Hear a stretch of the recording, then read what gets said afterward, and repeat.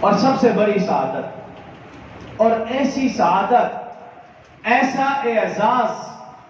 حضرت آدم سے لے کر حضرت محمد مصطفیٰ صلی اللہ علیہ وسلم تک کسی پیغمبر کو بھی حاصل نہیں ہوا۔ اس اعزاز کو آخر میں بتاؤں گا، پہلے اس کے شروع کی بات کرتا چلوں۔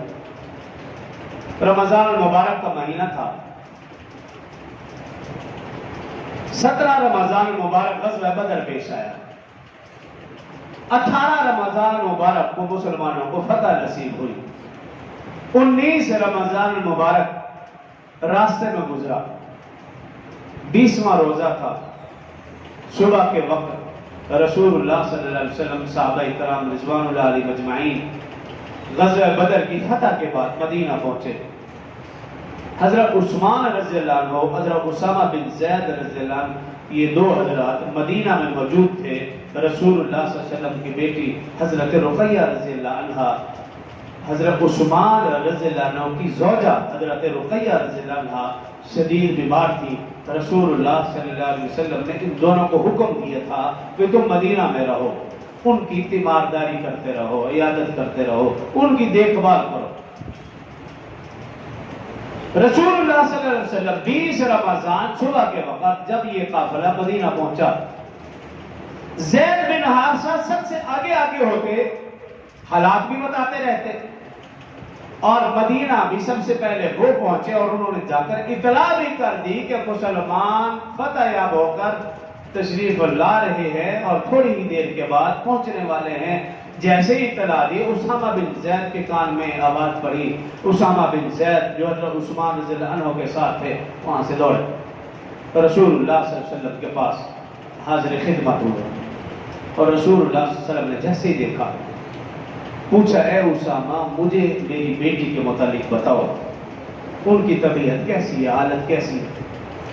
حضرت اسامہ بن زید رضی اللہ عنہ رونے لگے، آنکھوں سے آنسو آئے۔ عرض کیا رسول اللہ صلی اللہ علیہ وسلم آپ اللہ کی رضا پر راضی ہو جائیے، آپ کی بیٹی حضرت رقیہ اللہ کو پیاری ہو۔ رسول اللہ صلی اللہ علیہ وسلم کا معمول تھا جب بھی عباس سے تشریف لاتے سب سے پہلے مسجد نبوی میں تشریف لے جاتے تھے، لیکن جیسے ہی اسامہ بن زید نے یہ اطلاع دی اور عرض کی کہ ہم ابھی اسے دفن کر کے ابھی ہم مدینہ میں قبرستان میں موجود ہے، ابھی دفن کی ہے اور مجھے اطلاع بھی آپ کی طرف آ گیا۔ رسول اللہ صلی اللہ علیہ وسلم مسجد نبوی میں جانے کے بجائے سیدھا جنت البقیع قبرستان میں تشریف لے گئے، اور جا کر بیٹی کی قبر پہ کھڑے ہو کے حضرت عثمان رضی اللہ عنہ قریب ہوئے، حاضر خدمت ہوئے، عرض کی یا رسول اللہ صلی اللہ علیہ وسلم اگر آپ اجازت مرحمت فرمائیں تو ہم قبر کو صحیح کر لیں، قبر کھود لیں، آپ اپنی بیٹی کا چہرہ دیکھ لیں۔ رسول اللہ صلی اللہ علیہ وسلم نے فرمایا کہ اب بیٹی کو رقیہ کو اللہ کے حوالے کیا جا چکا ہے، اے بیٹی اب میری اور تیری ملاقات قیامت کے دن ہوگی۔ یہ جو ملاقات، اور رسول اللہ صلی اللہ علیہ وسلم جب مسجد نبوی میں تشریف لائے تو اس بات کا تذکرہ کیا کہ میری بیٹی کی قربانی دیکھیے۔ فرمایا کہ جب اس کی ماں یعنی حضرت خدیجہ رضی اللہ عنہا فوت ہوئی تھی، حضرت رقیہ اس وقت حبشہ کی ہجرت میں حضرت عثمان کے ساتھ تھی۔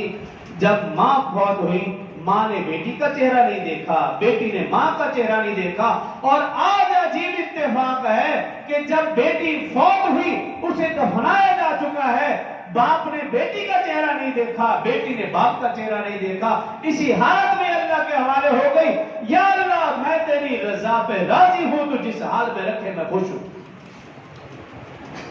ایسی بڑی قربانی حضرت رقیہ رضی اللہ عنہا نے دی۔